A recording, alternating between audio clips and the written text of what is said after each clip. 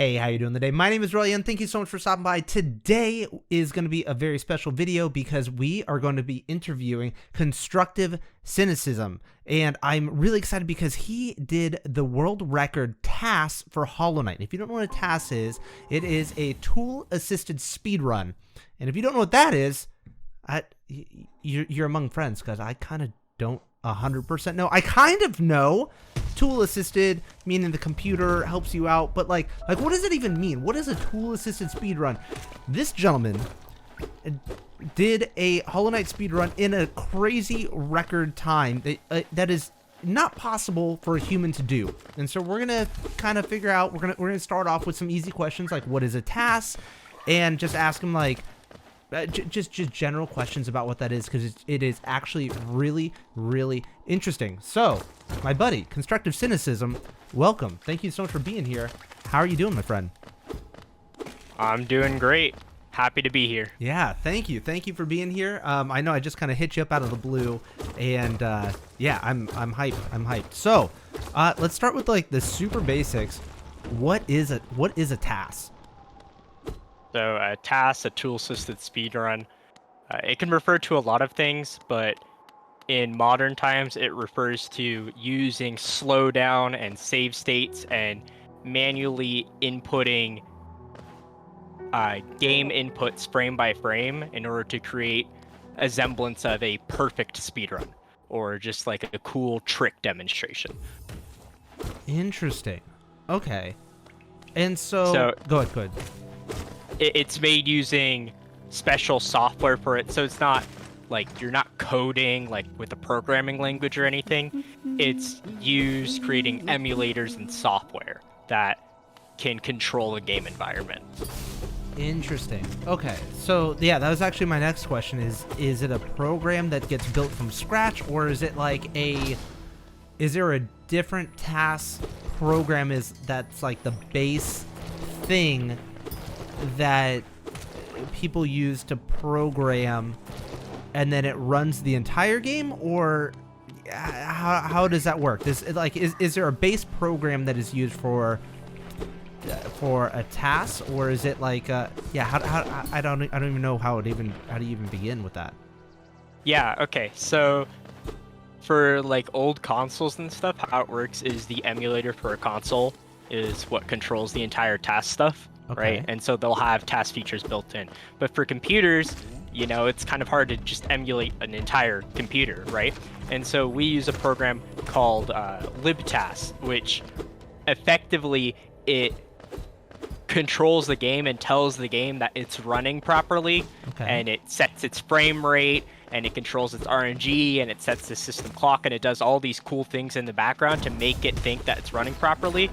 But because it's like controlling all these elements of it, we're able to use tools like slowing down the game and saving states and stuff. So this program called libtas, it runs on Linux only because of all the special features it needs to access, like forcing VSync and creating a virtual monitor and all sorts of cool stuff like that.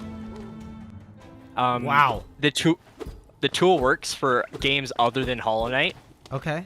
But because of the complexity of the tool, its support for games is limited, especially with Unity. Okay. And so Hollow Knight is like the first Unity game to really get support. Interesting. Okay, so that also goes into another question that I had coming up was, man, maybe I'll lay out a couple of questions and you can answer them in whatever way works best, which is, one, what do you see when you're running a task? Two, does a task, is it like a program that runs itself? And three, do you actually play the game, or is it the computer kind of playing itself? Yeah, okay. So how it works is libtas is kind of like a launcher, right? Mm-hmm. So you know how like you can launch games with Steam or something like that? Okay. Libtas obviously doesn't look as pretty or nice as Steam because it's not a paid program. It's free and it's open source. And so you select the game path of the game you want to task and you hit start, and a game window will pop up. And it won't load or do anything. The game window will pop up and it will have frame 0 because it is on the 0th frame. And so what I can do from there is I can open up an input editor, which is, imagine like a spreadsheet, right? And the top row is different types of inputs, and then the top columns are inputs, and then the rows are frames. And so I can hit a button to go to the next frame, and I can type in inputs into the input editor. The other way I can do inputs is I can actually put them, like type them on my keyboard, and I can hit the button that says go to the next frame, and it will save the inputs I did on my keyboard. So you literally play the game one frame at a time. You can do the playing it manually one frame at a time, but the way I do it is by clicking the things in the spreadsheet. And the reason for that is because there's some other features that work better. So when you're playing the game one frame at a time, if you make a mistake or you try something and it doesn't work, obviously that's bad and you'd have to restart, right? It wouldn't let you just go backwards a frame? So it doesn't work. You can't just go backwards because there's certain things saved. So what we have are save states. Okay. And save states save like the entire game. Oh, Everything, you can't just save all like the RNG. one frame at a time. Yeah, exactly. And so we refer to any time that you load a save state as a re-record. Okay. For reference on LibTAS actually tracks how many times you used it. It's a pretty common metric in the TAS community. The re-record count for the any % TAS was like 18,600 or something around there. So that was 18,600 save states loaded. Whoa! And that's not like it's a different save state each time or anything like that. You make multiple save states, right? So it's not 18,600 of the same save state, right? So yeah, I play about like 4 or 5 seconds of the game, going frame by frame, right, and going back to the previous save state. Once I get past like a certain section, like a room of walking or like one boss attack or something, I will make a new save state. And then anytime I need to change something, it'll load from that save state. And also, the game doesn't go forward one frame at a time if I don't want it to. I can fast forward. Like so speed or whatever. So Hollow Knight thinks it's running at about 100 FPS for most of the any % TAS, because it's a good number to work with the physics engine. The physics runs at 50 frames a second, and there's like some cool things, and 100 is just a really good number for some other reasons. But the actual frame rate that I get when I'm choosing to fast forward is about 30. But I can also make the game like invisible, just like a black screen, turning off all the rendering. And if I do that, I get about 150 frames a second. So I can almost play like real time, but I can't see anything. And so that's really good if I need to fast forward quickly through a section. That sounds so incredibly tedious. Passing is very tedious, yeah. I estimated the amount of time-ish I spent on the any % TAS, and it was about 180 hours, likely. No way! For the one, and what was the world record time on that again? I don't remember off the top of my head. Without loads, it's 28:59, 28 minutes 59 seconds, and it took about 180 hours to make. So it's a very long process to make TAS stuff. And so then, what's the human regular time? Pest's world record right now is 32 minutes and 16 seconds. Wow, so roughly 4 minutes faster.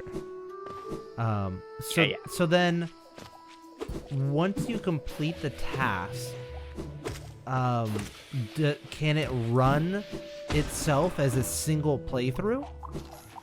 Yeah. So it will run itself. There are some limitations because you're on Linux and you're running it through the other software, right? And so it won't always get the exact same speed, and it won't run on the game by itself. It has to be run with the software that you use to TAS it. But you can run it all the way through and make the video, which is how I did it. I wasn't recording as I was going to make the final video that, I posted on YouTube and that everyone sees. We call that an encode, and it just runs through the entire game after having all the inputs saved. It runs through the entire game after having all the inputs saved. So I make the tasks and everything. Yeah. I've done all my inputs, all my re-records, and I say, okay, I'm done. I have my finished project, and I'm now going to restart from 0. So all the inputs are still saved, and we'll play through the entire game and then in slow motion. That. Oh, yeah, and it has to be in slow motion so it can render properly. Yeah, so it can render. There's another part too, okay, where so RNG is obviously a big deal in the game, right? Yeah, and so in order for save states to work, it has to save RNG, right? Oh, and I was wondering how they dealt with that. Okay. And so in order for RNG to be saved properly during those save states, you have to turn off your GPU's rendering. You can only render via your CPU software rendering, which makes the game run really, really slow. Why? Well, so GPU is used for graphics, right? It's your graphics processor.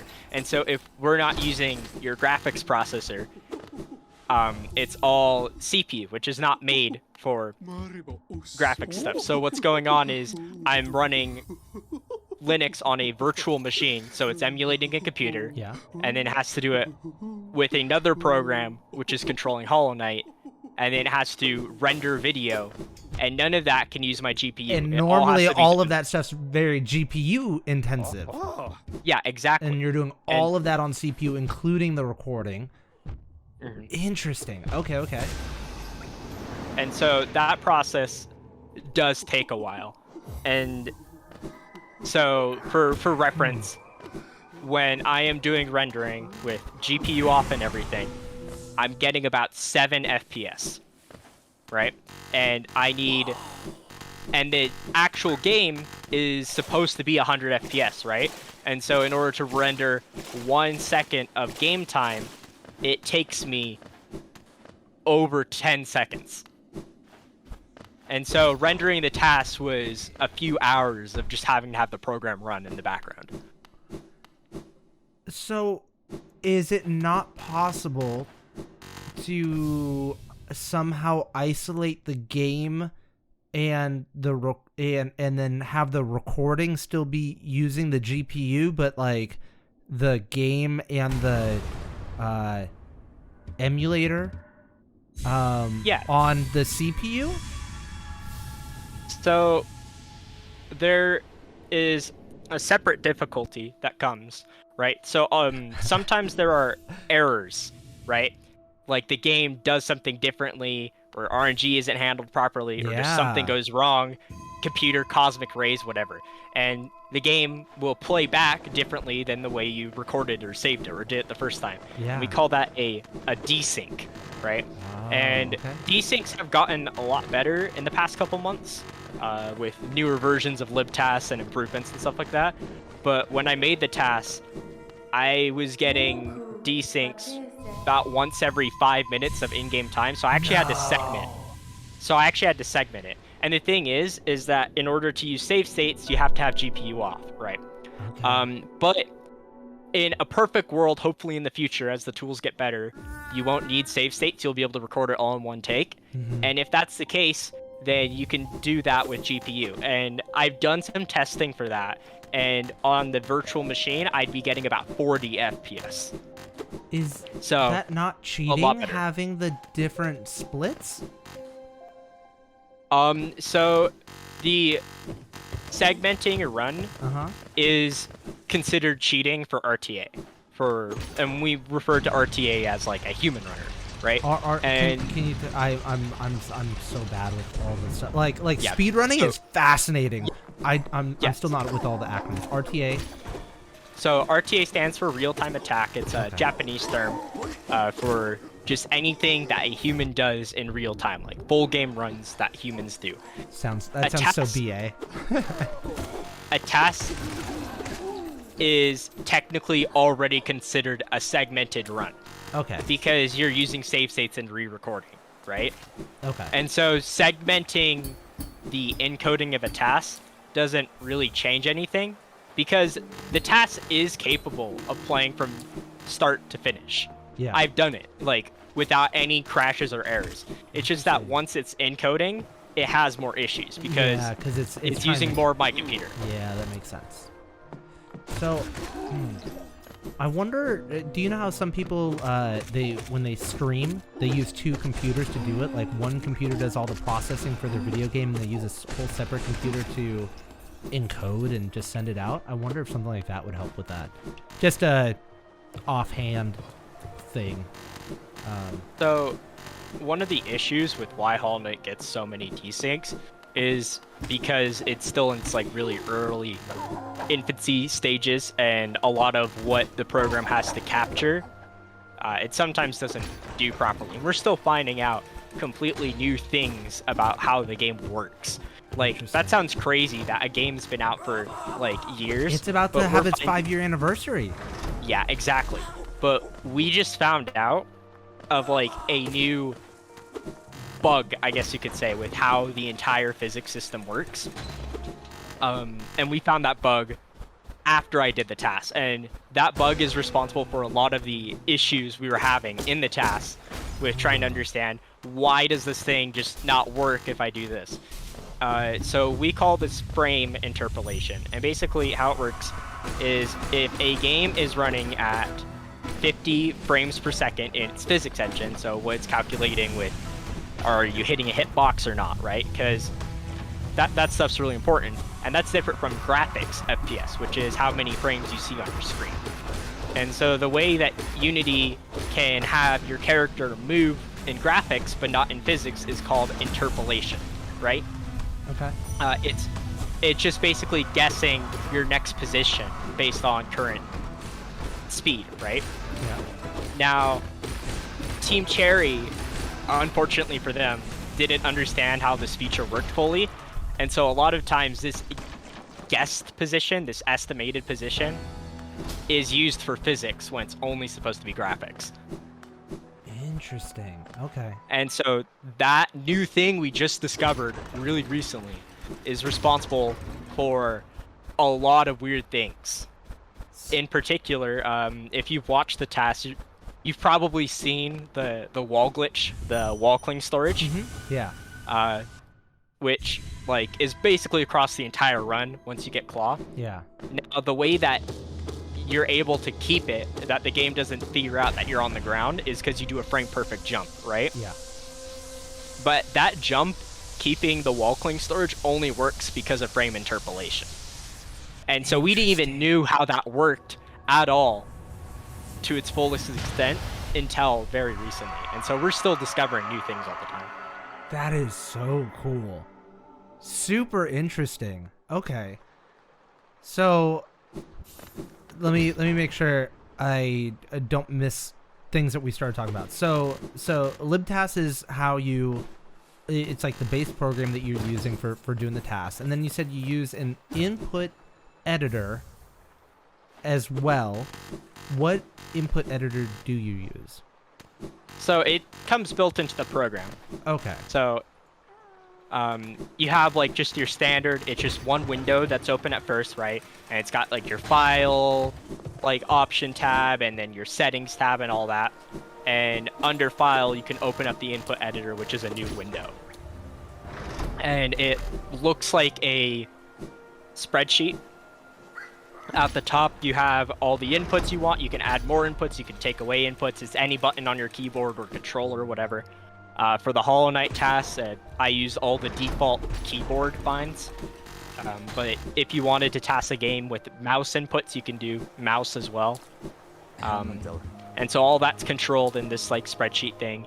And you just click on row 500, you can click on the box that intersects with X, and that means that on row 500, it will put an X input from your keyboard into the game. Okay. And now in Hollow Knight, X is swinging your nail. So on frame 500, it would swing the knight's nail. Got it. So I'm still, you might have already answered this. I'm still trying to make sure I fully understand. So it sounds like you said that you're playing from the input editor more so than you're playing from the game itself, right? Yeah, so I can still see the game. Uh-huh. The game is still going to be rendered and stuff, but I'm actually not using my physical keyboard. What I'm usually doing is I'm using just my mouse to click on boxes where I want inputs and telling the game where the inputs are going to be with my mouse rather than with my actual keyboard. And the reason for this is because it's easier to like visualize on the input editor, right? Okay. Because if you're using your actual keyboard, if you do a save state, you're trying to do all the inputs on your keyboard again, right? And so it's just super easier to see, hey, I need to jump 1 frame earlier. I can just put that input 1 frame earlier rather than trying to find it with my keyboard and stuff like that. How hard is it to find the perfect frame when you're running at 100 frames per second? Okay, so there's a few things that make it a bit easier, right? So the first is that there's 50 physics frames a second, right? And so that means that there's going to be a physics frame every other frame. And so the first step is to figure out if physics frames are in even frames or odd frames if you're at 100 FPS. And so they start on odds, but things like whenever you kill an enemy, the game freezes, or if you pause or something like that, those game freezes, those cause it to flip-flop. So you just need to keep track of that. No way. So if you mess up one flip-flop somewhere in the game, you've messed up everything going forward, right? Not exactly. So if you, of course, let's say inputs physics frames are on evens, okay? Right?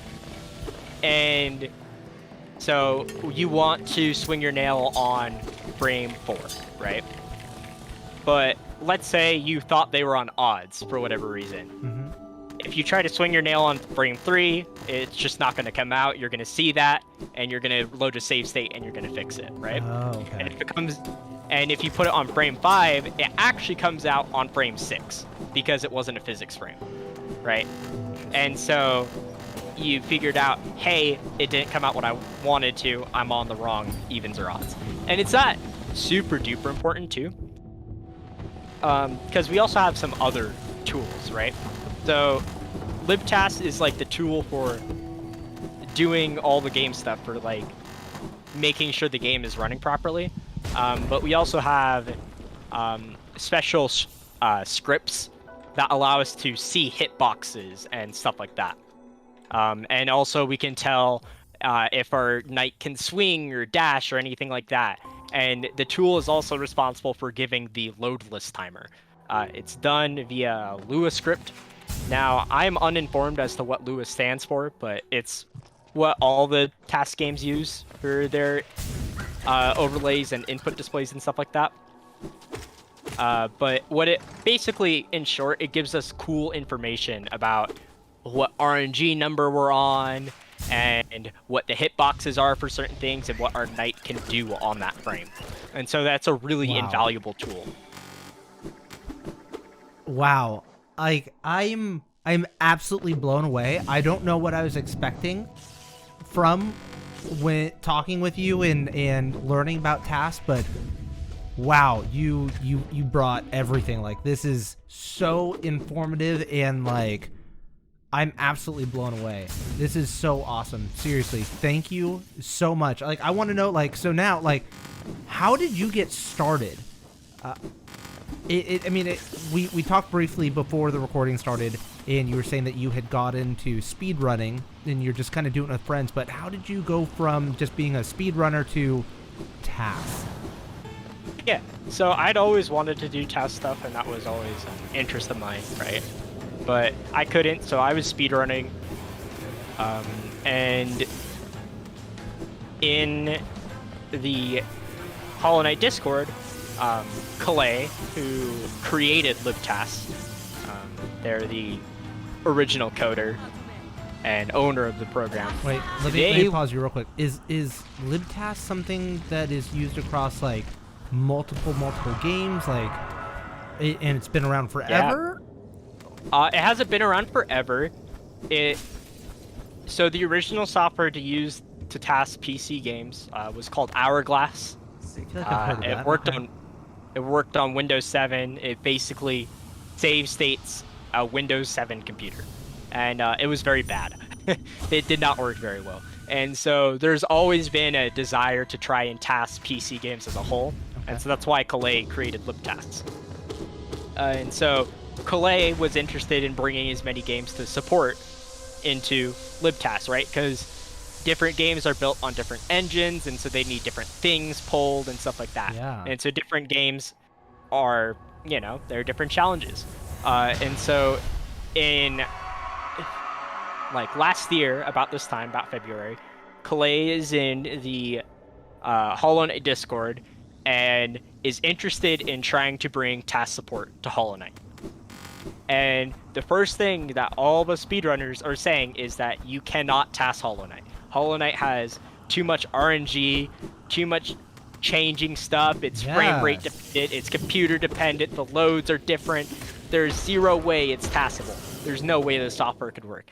And Calais is like, no, we can make it work. Try me. And yeah, and so Calais comes out with the first task of King's Pass, the tutorial area, pretty quickly. It's done on the current patch of the game at the time, which was 1.4.3.2, the patch that had been around for like ever.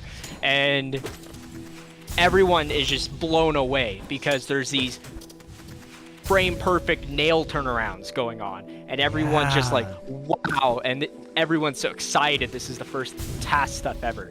And I see it, and it's not immediate that I want a task, right? I just see it, I'm like, wow, that's cool. But for now, I'm really interested in just speedrunning now, because task stuff just, it seemed like it's super rudimentary. And what we're hearing from Clay is right now, you can only task one room at a time. It won't work if your knight moves out of the room. It just doesn't work. So you can't even task Pantheons yet. You can't task all of White Palace. You can task one room at a time. Okay. Yeah, that's kind of rough. Yeah. Yeah, and so at that point, I'm like, yeah, not interested.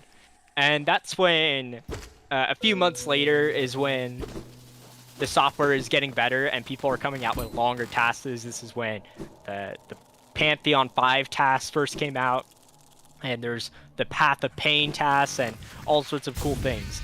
And I'm starting to get this, like, and seeing it and getting it in like my YouTube feeds and stuff like that. I'm like, wow, I am interested. And I didn't know where to start or anything. And that's when I found out about the Hollow Knight task Discord. Yes, Hollow Knight has its own task Discord, and it's still fairly new. And so I joined in, and that's when I first started learning about how to task, because it is a learning curve. Oh, I bet. Right? I bet it's hard. Because it takes hours to set up, like, Linux and the programs, and it's just such a foreign concept, right? And so I'm not good at it. When I first started, I tried making a King's Pass task, right? On patch 1221, which is like the speedrunning patch. Yeah. And for reference, the fastest King's Pass that a human had done at the time was 50 seconds and 50.6, right? And my task was a 50.5. So, not that much faster. But still, that's kind of cool. It's still kind of cool being able to do your first one, right? Yeah. But with the fastest task having been done at that point, it was like a 49.3 or something.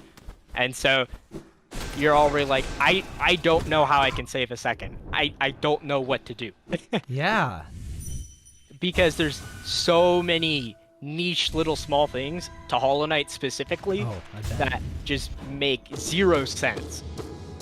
One of them that I found out, which speeds up King's Pass a lot somehow, surprisingly, is that when you turn the knight, like if you're facing right and you turn left and you're in the air, for the frame that you turn, it halves your fall speed. So you fall half as fast. And that sounds like really useless, right?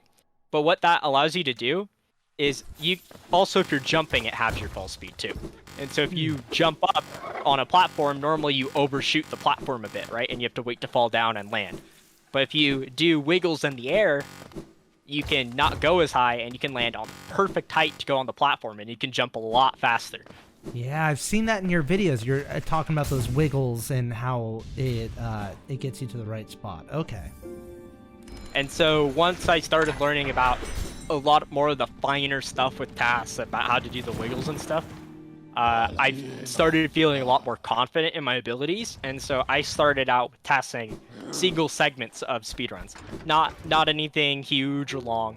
My first one I did was the segment in the 106% speedrun, which is the highest completion you can get on the speedrunning patch, of the Markov split, which is where you go from the tram bench that's by the hive, and you just climb all the way up to Markov, and you save a couple grubs on the way, and then you kill Markov.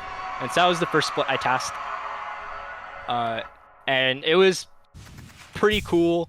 There wasn't a ton of crazy glitches or anything like that yet. And I was really enjoying it. And so I did a NKG TAS for the 106% boss fight. And what's really unique about that boss fight compared to the one on like current patch is that you can't damage NKG in their balloon on 1.2.2.1. Yeah. Okay. So it's kind of like Umu where it's cycle locked. Yeah. And so if you can kill NKG before they do another balloon, we call it a balloon skip. Now in human runs, the best balloon skip ever done was a single balloon skip for NKG. It's really hard. It's really inconsistent. And only the last world record for 106%, which is super crazy, would recommend watching if you have the time, got a balloon skip. Like, it's something that happens super rare.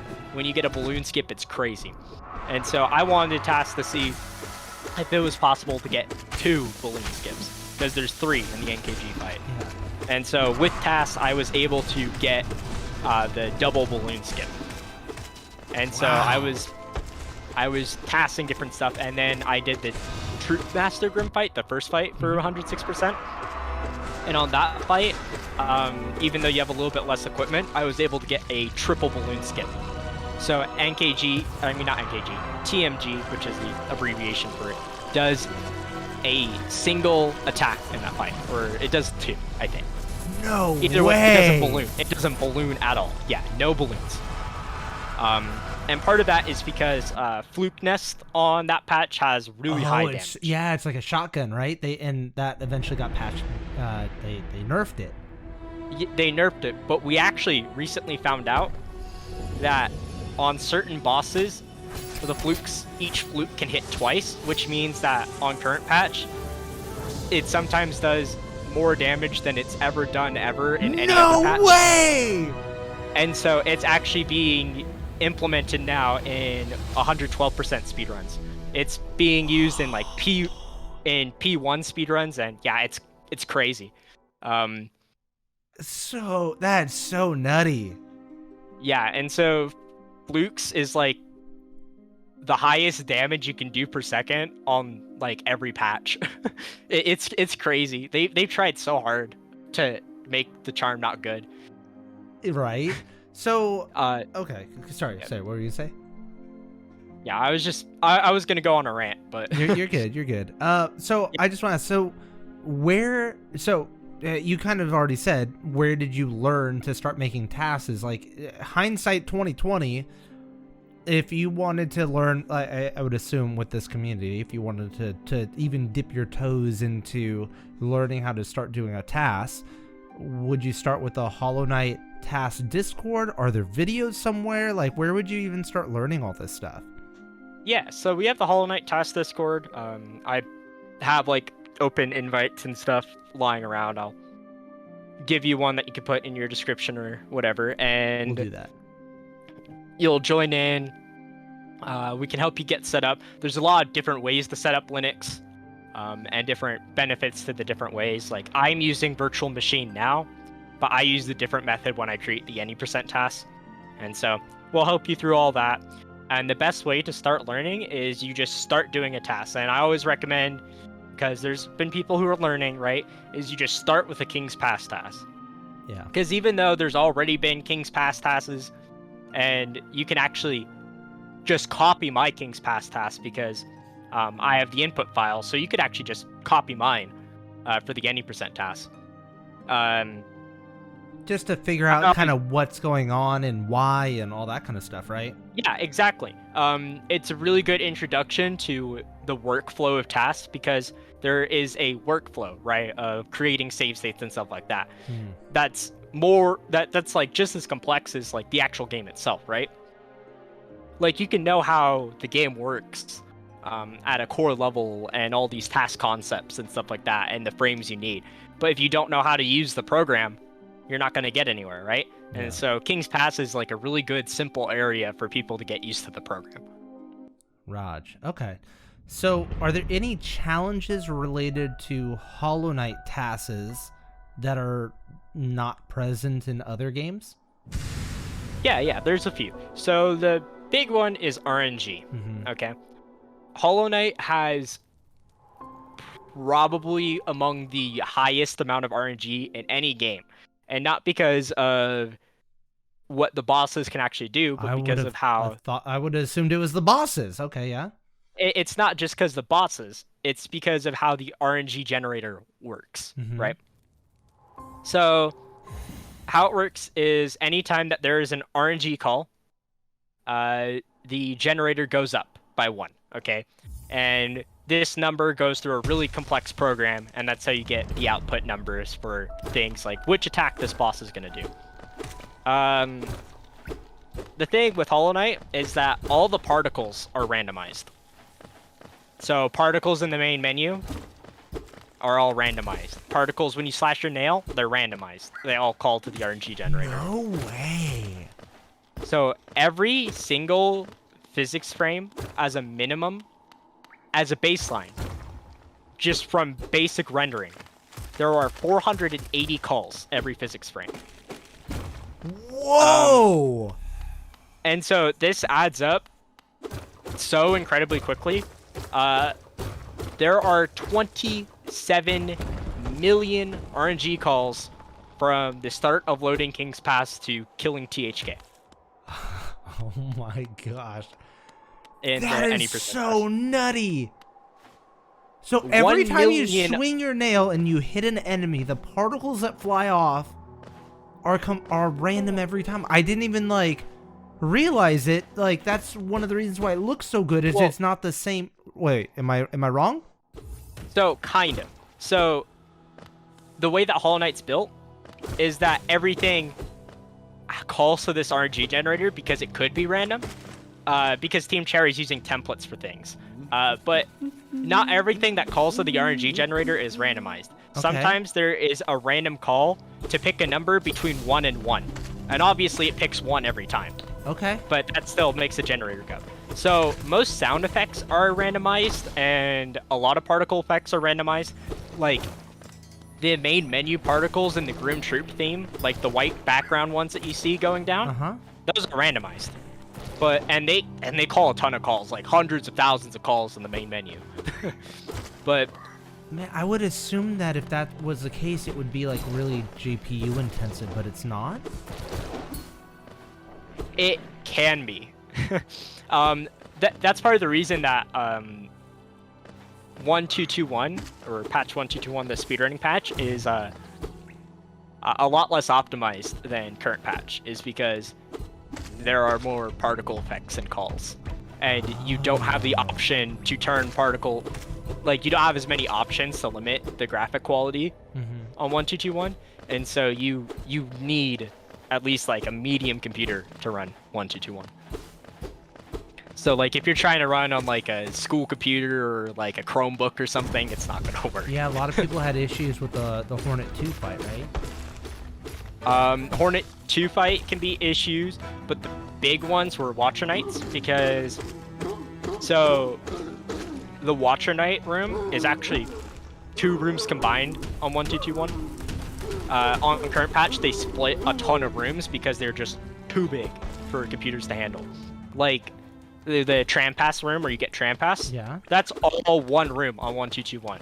From like every single carver hatcher from like the far right on that big door and the lifeblood and all the levers and everything and that tram pass. That's one room. Interesting. Okay. And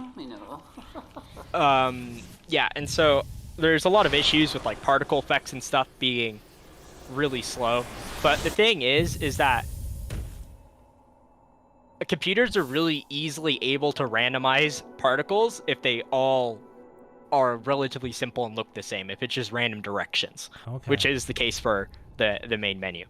As for like the slash sparks, that stuff is just like a still picture. It's not fully randomized. But there are things that are randomized, like your soul, like, you know, like the container where your soul is and like the white particle effects coming out. Yeah. That's randomized. Even how much soul you get from a soul totem, that number is randomized. And the particles as it's coming to you, that's randomized. And then the particles in your soul container, once it gets to you, that's randomized.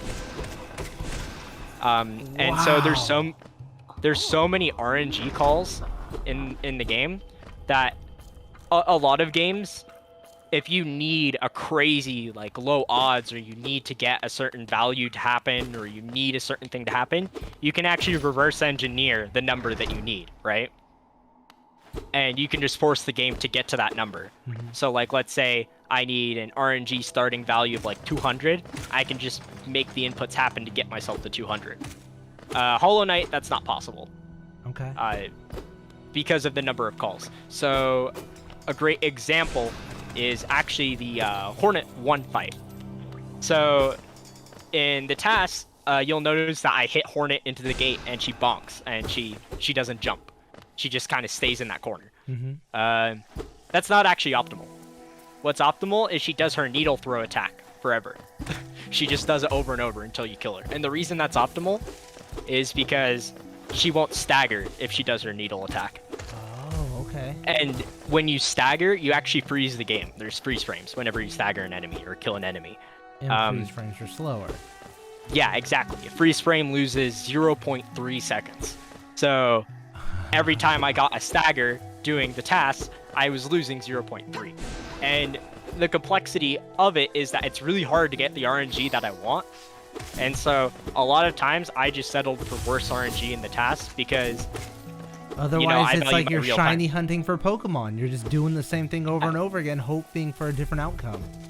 Yeah, it's like that. And the other thing too is that in order to get a different number, I have to do something different.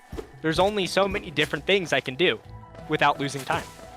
And so that's why in the test, you'll see me swinging my nail, opening my inventory, doing all sorts of crazy, stupid stuff. And it's all just to try and get different RNG later. Because I went there the first time without doing anything, and I got bad RNG. And if you do the same thing, like if you do the exact same thing twice in a row, you'll get the same output?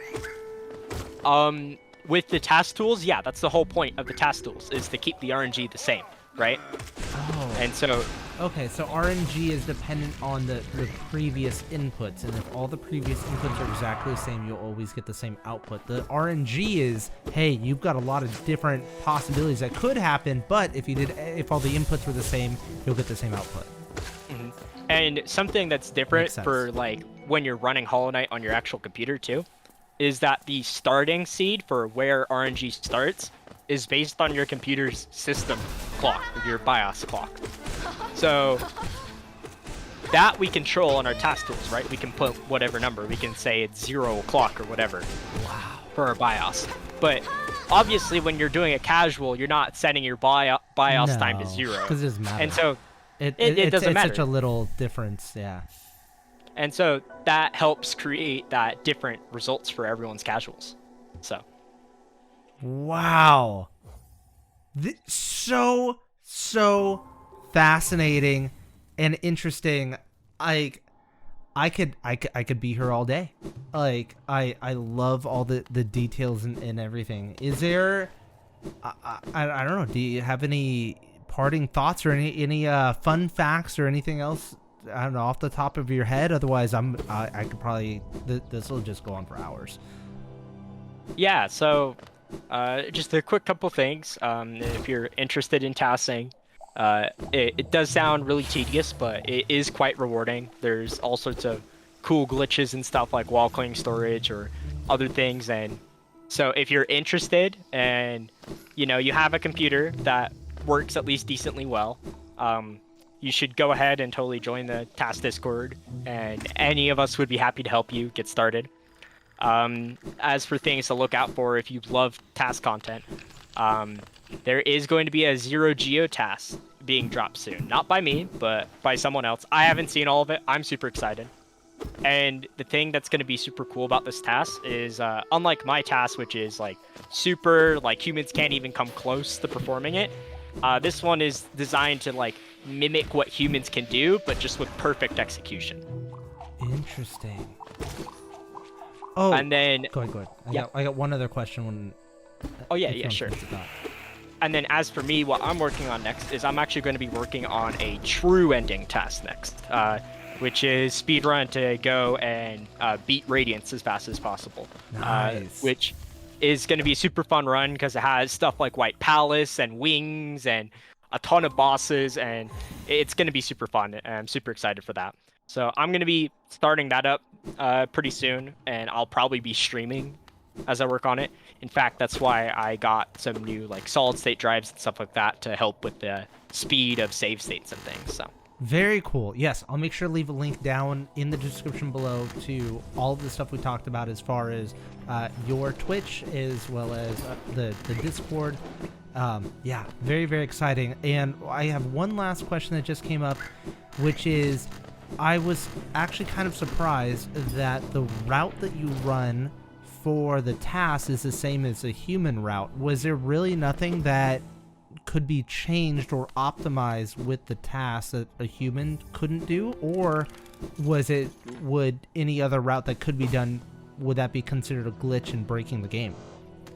Yeah, so there's a few restrictions. One of them is about wall clearing storage. This is a really common question that gets asked is, well, if you did wall clearing storage at the shade skip part, why didn't you just skip the shade? You can just jump up there, right? Or if you use wall clearing storage to do all the acid skips, why did you get Crystal Dash? And the answer is rule set.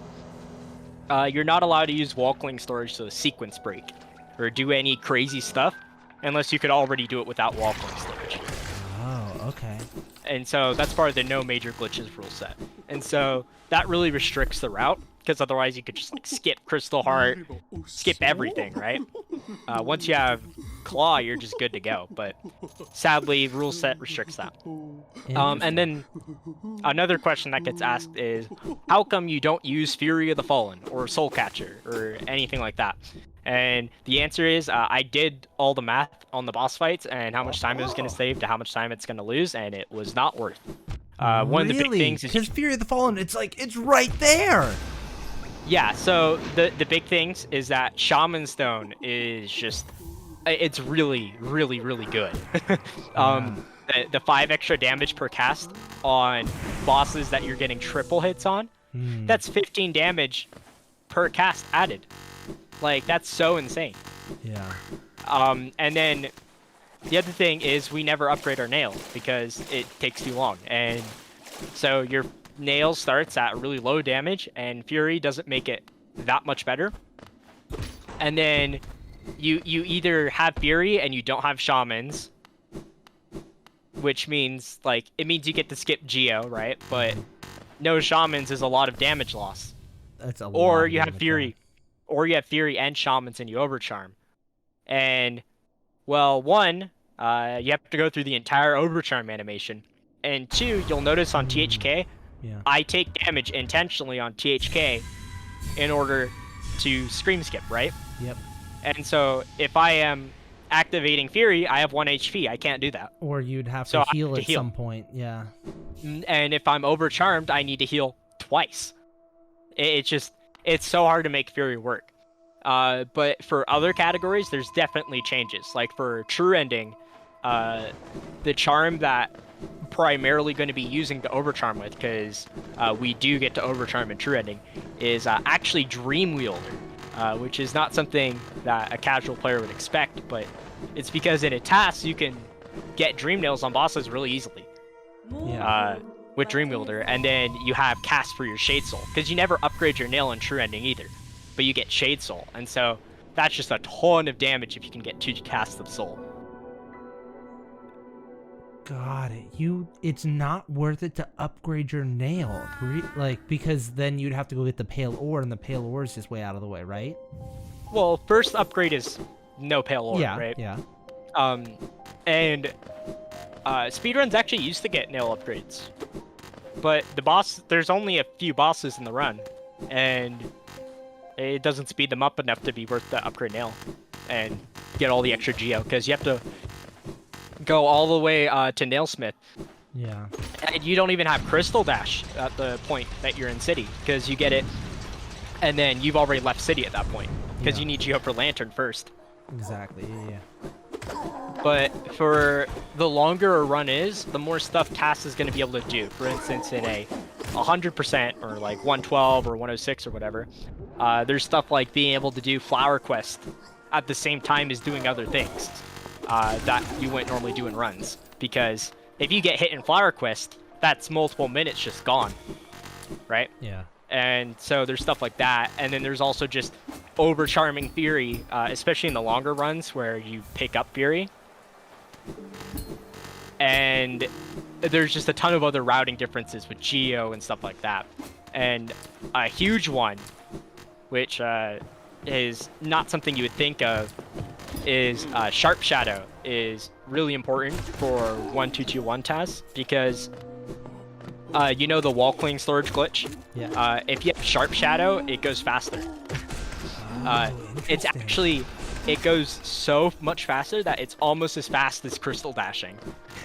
I think there's a couple of parts where I've seen you just fly like directly across the screen. I'm like, what is that? Like, what is the point of moving around if you can do that? Yeah. Yeah, it's crazy. And we've actually made new discoveries on easier ways to get that since the any % TAS. So if you want to see a lot of those cool glitches, I actually have the True Ending White Palace TAS that I did as like a proof of concept of a lot of those, and it's so crazy. I think it's probably like one of the coolest things to watch. It's got a cool glitch called Insta Wings, where you know how Wings has that delay. Yeah. Well, it gets rid of that delay, and you can do that Insta Wings with chaining wall cling storage, so it lets you like quadruple jump. And it's just crazy. I would, like 3.5 minutes long, very worth watching if you got the time. White Palace in 3.5 minutes? Yep. All right, well, I know what I'm doing after this. Reaction video incoming. Yeah. And it's not even like with optimal charms or anything. It's just with the loadout you'd have in True Ending. Wow. So no Dash Master, nothing. The only charms are Shamans and Dream Wielder. That's absolutely amazing. Yo, I want to say thank you so much for coming on and just teaching me so much about TAS and all of this stuff. Again, I'll make sure to leave all the links down in the description below. If you made it this far in the video, please make sure to subscribe, and also please go check out Constructive Cynicism, their Twitch channel. Go watch them program this thing, because that's got to be so interesting. All right, again, thank you, my friend. Thank you for coming on. Yeah, thank you. It's been so fun coming on. Appreciate it. Thanks. Bye.